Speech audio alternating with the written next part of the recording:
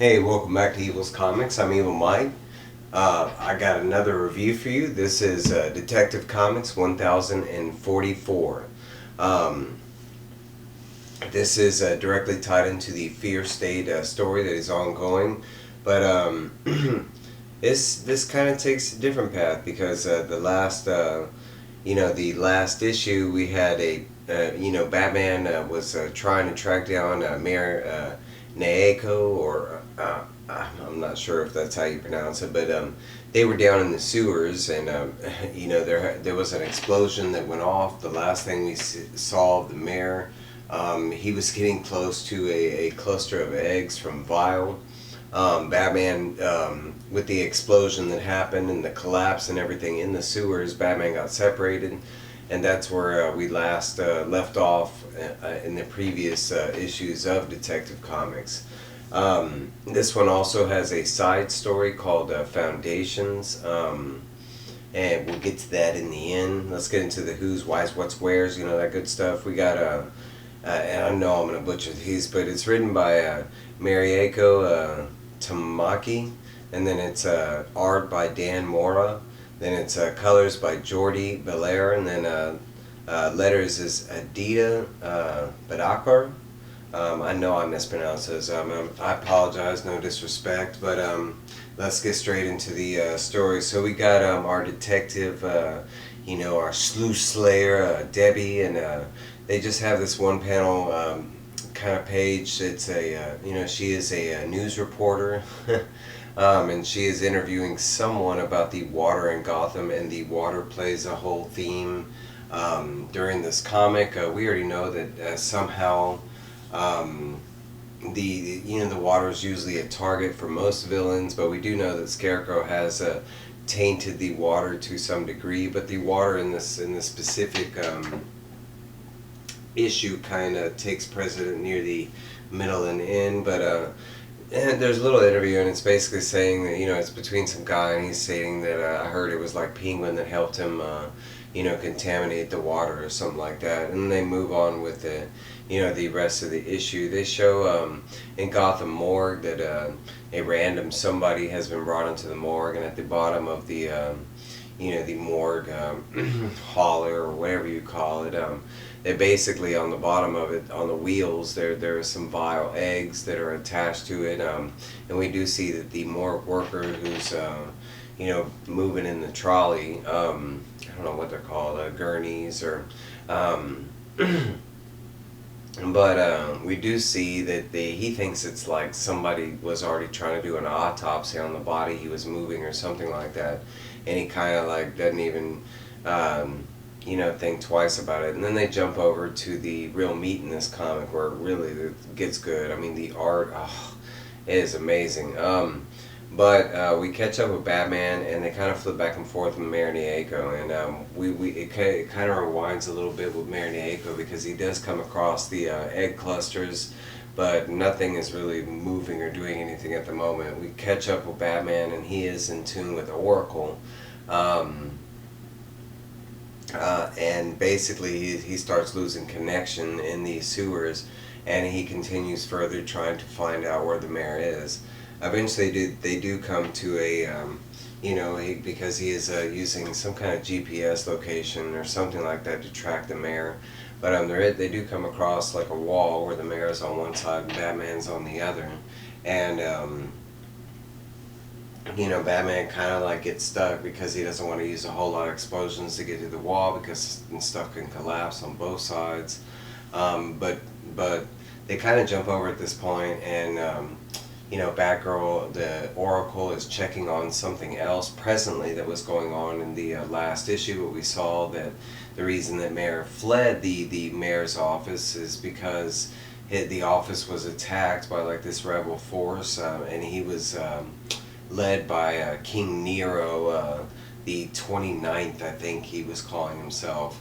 And presently he is still like in the mayor's office. They show all kind of snipers and stuff all around the the outside the mayor's office, trying to infiltrate it. But they do show like a a very brightly red-haired girl that kind of walks into the mayor's office, and then up some, all the way up into his personal office, um,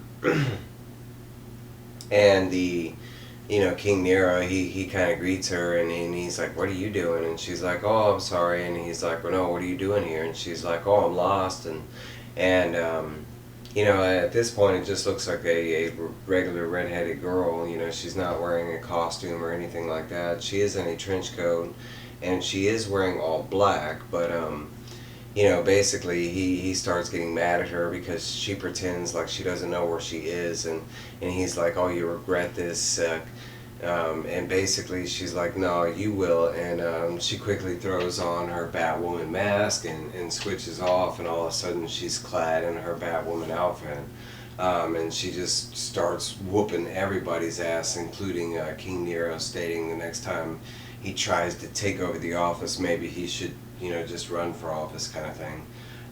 They jump back over to Batman, and it's kind of at the point where Batman's really asking, the mayor to describe his surroundings and stuff like that, and the mayor starts, describing the egg sacs and stuff like that, and Batman kind of puts two and two together, like, "Oh God, this is like Vile, he's still around."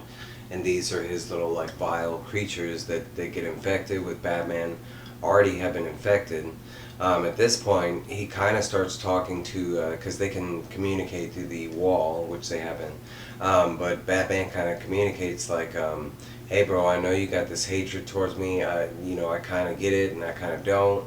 But at this point, we kind of need to work together for you to get out of here." And Mayor's like, "No, you call the magistrate and Simon Saint, and you get all them down here, the whole army, and to save me." And Batman's like, "Bro, this shit's about to collapse." He was like, you might need to take my help this one time," and it all reflects back to during the Joker War, when the mayor was kind of just getting into it, but he ends up like.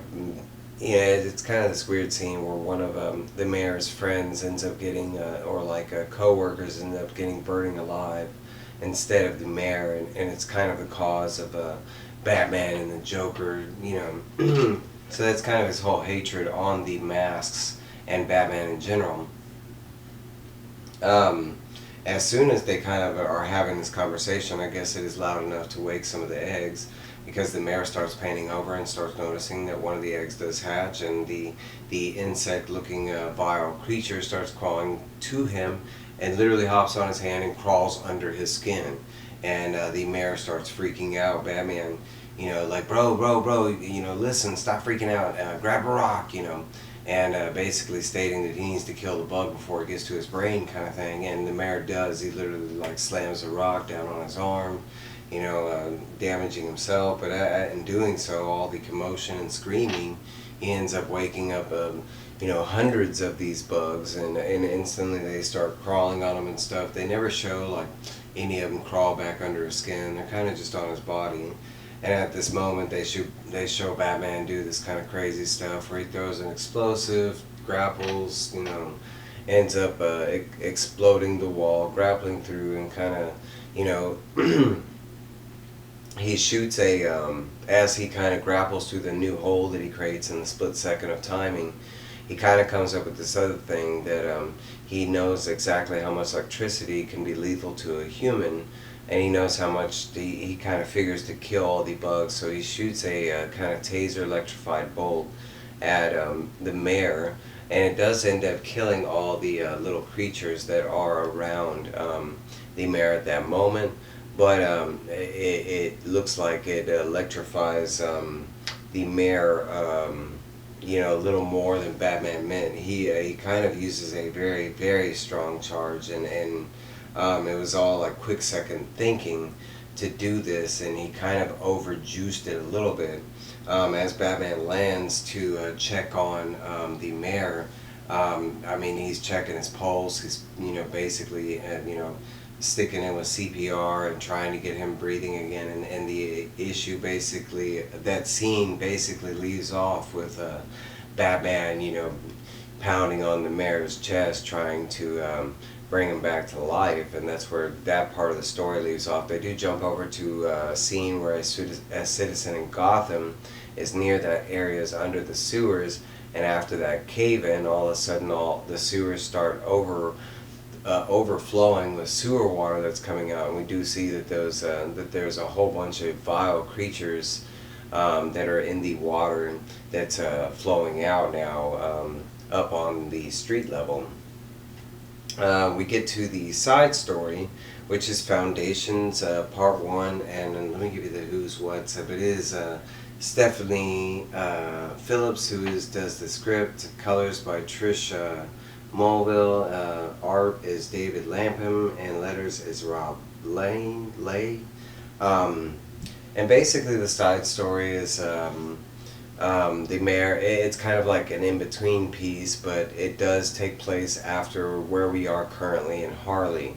It does take place after Harley issue 8, but it does take place a little before this issue as far as where Detective Comics is at, because in this issue it is about Mayor Naeko, and it could be after this point, because we don't necessarily know if Mayor Naeko's dead.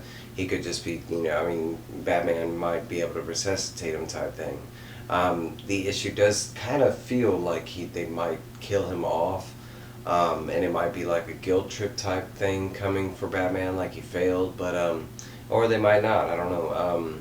So this could be a little bit in the future as far as where it fits into main continuity, but basically the mayor is opening a centralized tower in the middle of Gotham where Hugo Strange currently had his safe headquarters and exploded it during the whole Fear State event. And basically the Mayor Naeko is creating this tower, and it's going to be like a Arkham away from Arkham, but basically because he is calling it Arkham Tower, it is cursed.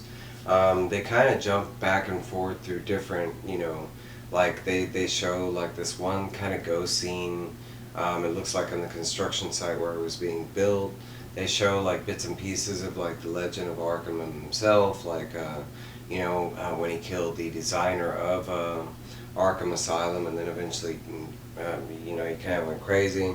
But for the most part, it seems like they're setting up what this Arkham Tower presents, and like this maybe like a ghost or some kind of entity that resides within anything named Arkham or something like that. And at the end they kind of jump back to the construction workers, and there was 3 of them, and at one point one of them disappeared to go home. They think he does go home. Hours later they hear something down below after while they're still working, and they come to find out it's their teammate, and it looks like now he is a zombie, and he is kind of showing signs of Arkham back in those days, and they kind of just show that he starts attacking his friends, the other co-workers, and at the very last minute they show Batman showing up because he was already on his way to investigate Arkham Tower. But it's a very little side story, and there's not a lot of anything past that right now. There's an interview with Bruce Wayne and the mayor and why he named it Arkham, but nothing really of value. But it wasn't a bad story. It was a good little short story, but honestly I don't know where they're going with it. But okay, so that's my review. That's where the issue leaves off. But man, what a great issue! Right now what they're doing with Vile and what they're doing with Scarecrow, in my opinion, has been extremely well done. Especially Vile, because I thought he was going to be a one-off villain. I didn't think he was going to get this good. And this issue was creepy. It had me on the edge of my seat. It was good. The art was back to every moment of terror and anxiety. It was very nicely done. I highly recommend, if you are not reading Batman, at least start picking up Detective Comics. Maybe giving it a flip just on the art alone, because the art is really good. But the story has been, these 2 issues, because this is starting a new arc, it's been really good. But that's my review. Like, comment, subscribe. Happy new comic book day, and we got more reviews coming. Bye, guys.